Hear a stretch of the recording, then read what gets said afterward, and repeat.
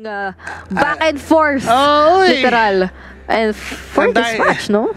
Nathan yung ano doon, yung star of the show doon sa game na yon, and pwedeng i-recreate ni ZP yan, considering na early game, I would definitely give it to the side of of S2G, because they have balance damage, they have mobility, they have decent crowd control, diba? And for for Xeno Zenith, late game wise mo pa, sabihin na natin early late game mo mararamdaman yung damage ng Nathan. So meron sila ulit mga nagiging adjustments or changes talaga. Yun ang so far, at least for Xeno Zenith, talagang nagiging consistent sila sa idea na they're introducing new things. They're introducing something new sa playstyle nila, sa lineup nila. But the question is, this time ba ay magiging effective siya? Kasi previously ay nakita nating hindi gaano naging epektibo yon para dito sa kanilang kupunan. Pero so far naman ay maganda-ganda ang kanilang nagiging takbo, at sa halip na yung napopok ngayon ay sina Shocker, sila na yung mas nagiging agresibo pagdating dito sa mid lane. Ito nga yung yung parang something has changed for Xeno Zenith, and also yung galaw din nila, yung ikot nila. Remember kanina they were too focused din na sabayan yung ikot ng kanilang kalaban, but this time nauuna na sila, di ba? They are steps ahead of the rotation na ginagawa ng S2G. Nakita si Kazue, andyan si Joe, Retribution just to secure that XP crab. At nakuha talaga dito yon ng side ng Xeno Zenith. Pero si Nart nabitin ng kaunti at nabuhay naman. Wala naman tayong makikitang 1 minute Sky Piercer siguro, no? Wala naman. kaya medyo nagkaroon ng kaunting kakulangan pagdating doon sa aspeto na yon. Pero Lunar dito ang kailangan mag-inat, ha? Sumasalo ng poke damage. Sakit din ni Shocker ngayon. Ni Shocker yung kanyang first and second combo nangalahati si Lunar. Nawala ng angas kumbaga yung XP lane. That's why they got that position onto the turtle. Nandyan naman si Caro, susubok na pumesto, pero ang ganda nung pinapakitang zone ng Xeno Zenith. Grabe naman to si Shocker, sinabayan yung lakad ni Caro.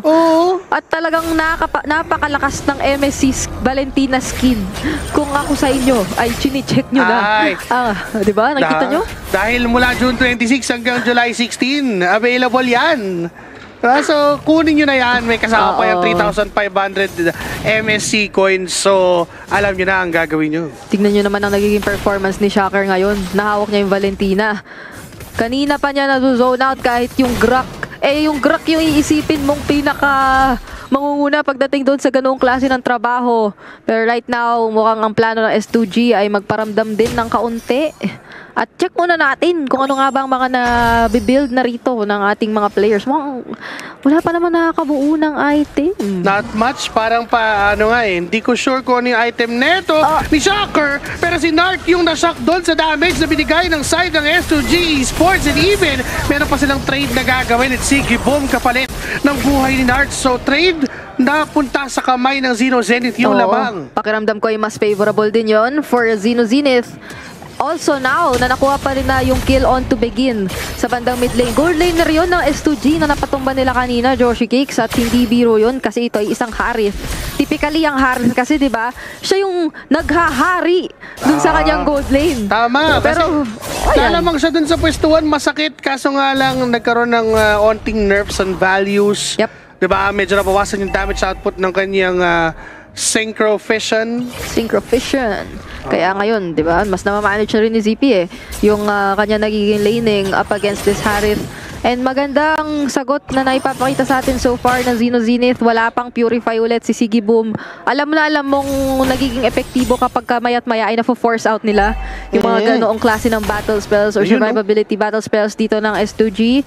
And kung babalikan natin dito sa ating nag-instant replay, yung pagkakakuha rin kasi ni Shocker kanina nung wild charge, hindi siya yung kinuha tas ginamit Parang winate niya yung ganoong klase ng opportunity. So, perfect timing. Ay, speaking of perfect timing, perfect buhos, pero perfect hook din yon para dito kay Lunar. Kaso meron bang makakasunod sa kanya dahil mukhang siya pa nga yung unang mabibigyan. Nandito na rin sila Joe Appraisers na binagsak.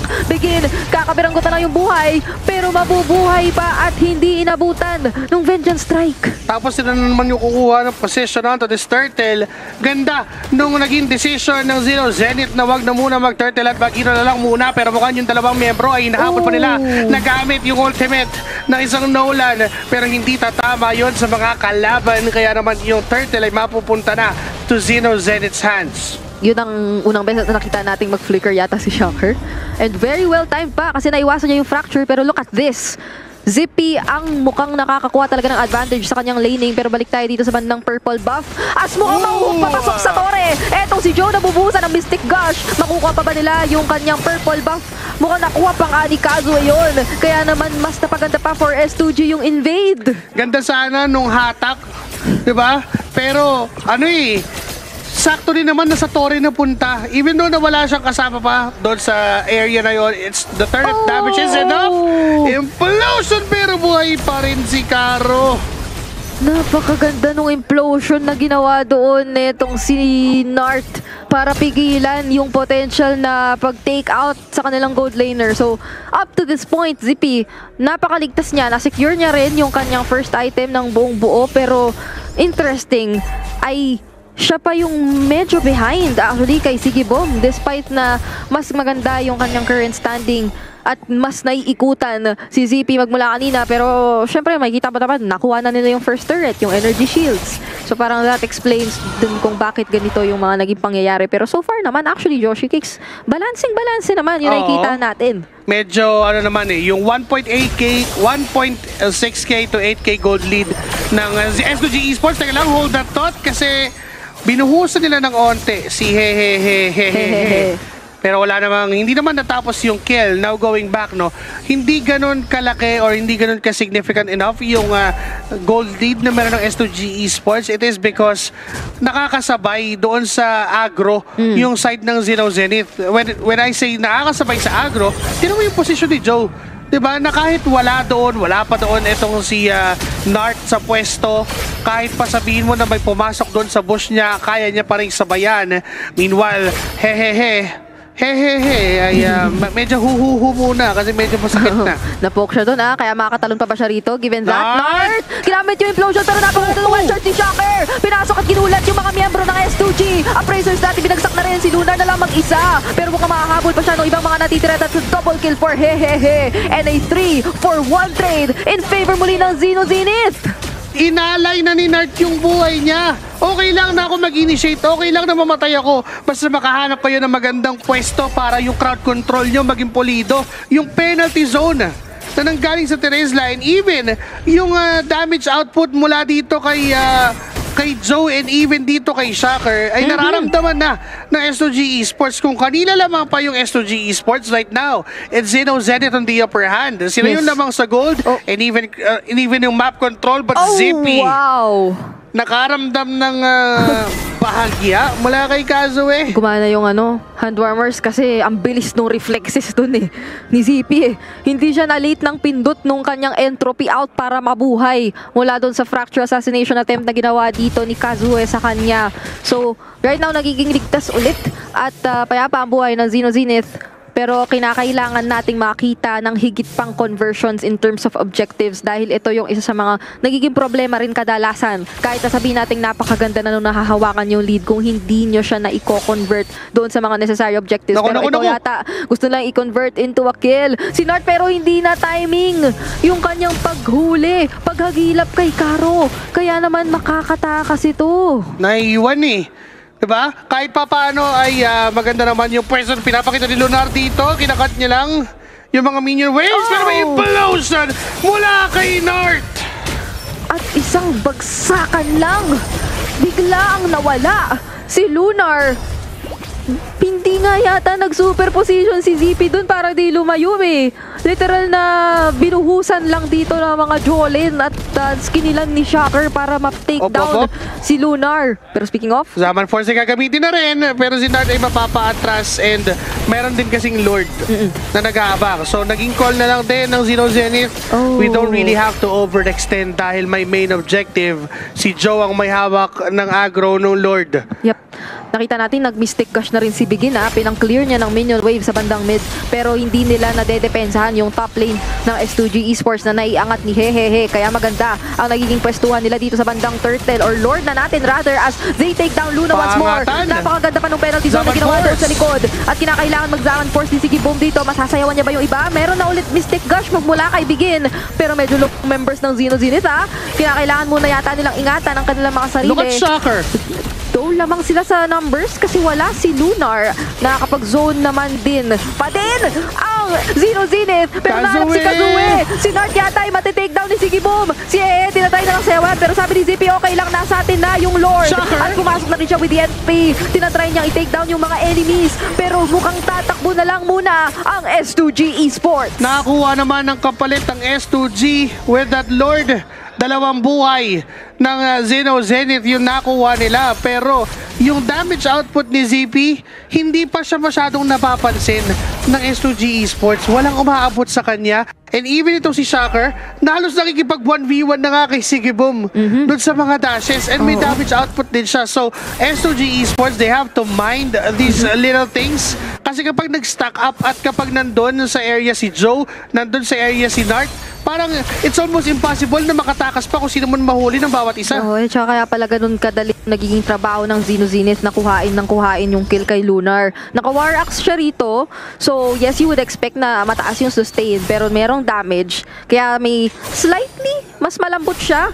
Tapos nakuha pa agad ni Shocker yung glowing wand. So meron silang agad-agad na nagiging pansagot dito sa threat na meron ng S2G Esports when it comes to their XP laner na mukhang damage Ruby talaga. And now they're left to defend.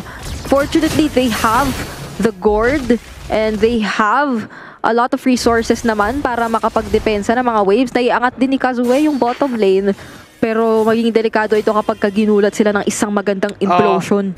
Isang magandang setup mula dito kay Nart. Pero iniiwasan din naman ng S2G Esports na magdikit-dikit actually. And looking at the damage dealt, 35,000 para kay Shocker. Diba? So siya pa yung may max damage dito. And hindi ko in-expect na yung Gord would just fall into just the third. Doon sa damage dealt. Kasi ang dami niyang target dito. Once tumama yung kanyang bola, spammable na agad yung skills. Nart, madali niyang mapunish even itong si Hehehehehe. Now, 1 minute pa naman bago magkaroon ng Lord. And it's S2G Esports na kailangan gumawa ng play. Diba? Kasi for Zeno Zenith, kailangan lang nilang gawin dito i-freeze yung lane. Hayaan nila na lumabas yung S2G Esports and go for a counter-engage. Si Kazue actually talagang pwedeng ang pinakamaging goal niya is i-hunt down either ZP or Shocker. And yung ibang members naman kasi ng Zeno Zenith, even Shocker, hindi naman naka-purify yan. So talagang yung sinasabi mo na magandang engage or isang wild charge na talagang makakahanap dito sa magkakadikit na members ng Zeno Zenith. Pwede talaga nila yung pakinabangan for sure. Kaso may nahanap sila, isa nga lang, at naiwasan pa yung attempt na yun. Not sure pa kung magiging successful yung yung pagkuha nila sa buhay noon. But this time, nagkakaroon ng pwestuhan to the opposite side of the Lord. Di ba? Wala doon yung Lord, pero doon sila nagsisipunta. Oo. Naka-ano na sila? Naka-advanced server. Advanced server Ano na sila, Pero dito something advanced kasi si Caro ay medyo malilate na pumesto. Si Shocker ay nakapag-dash and dash na for the poke. For the poke. Pero paano mo naman to lalapitan kung binurse down na agad nila? Tapos tignan mo, kahit si Caro nararamdaman yung hapde ni Zippy on this Nathan. By nature kasi parang mas weakness ng Grak ang magic as compared to physical damage. So, nightmare din to actually kung iisipin mo kung ikaw yung Grak na hawak-hawak ni Caro ngayon. Paano, no? Paano mo na didikitan at hahanapin si Zippy at this point na mag-attempt ka lang mag-scout, kaya ka na niyang i-half or i-1/4 HP on the Grok. Ito si Shocker, talagang shocking pa ang galawan. Kapag nakita niya si Caro, laging full combo per second baka feeling ko nga oras na para ilabas ni Caro yung kakaiba. Yung mga Sky Piercer Grok, ganun na sinasabi ni Ojerma. Shoutout naman sa kanyan. Dito siya nga. Sky Piercer Grok. Kailangan ata ng kakaiba ngayon kasi si Kazue nahanap na naman dito sa dandang top lane natin. Pero ito yung Lord na kailangan problemahin ng 2G Esports. Humampas naman na siya dito sa bandang top. Pero yung depensa ay kinakapos pa yata kaya makukuha ng Zeno Zenith yung... Hindi! Kamunti ka na yun, ano na lang, gapiso na naman eh. No, ganda naming gapiso moments dito Napahopya na nga ako. Kala ko, diretso na matutulak. Pero may natira pa't kumapit pa. Diba? Doon sa kadulu-duluan ng buhay. And it just shows na hindi ganun na-maximize ng Zeno Zenith yung pagkakakuha nila ng Lord. May wild charge doon si Zoe yung nagiging target. Pero ang tigas na rin ng Freight Dream. Yung kunat, tignan mo naman. Mukhang nabuhay pa talaga at makakapag-re-engage pa. Pero Lord! Coming in! Two-man implosion! At napakaganda ng follow-up na nagmula sa mga membro ng Zeno Zenith. Umaangat na sila at unti-unting kumakatok sa mga inhibitor turrets. Joe goes in. Gusto niya ito yung mga hahanap ng ways para makadepensa at mazone out talaga nila itong inhibitor turret na ito. Pumasok pa si Zippy. Literal! Entropy! Ang sakit talaga! Entropy tapos basic attack at kaya naman ngayon tumatower lock at Zeno Zenith taking the game against S2G. Hindi pinagpahinga. Yung mga Jolin lumusot yata dun sa crystal eh. Nung nakita na basta may napapalo akong basic attack.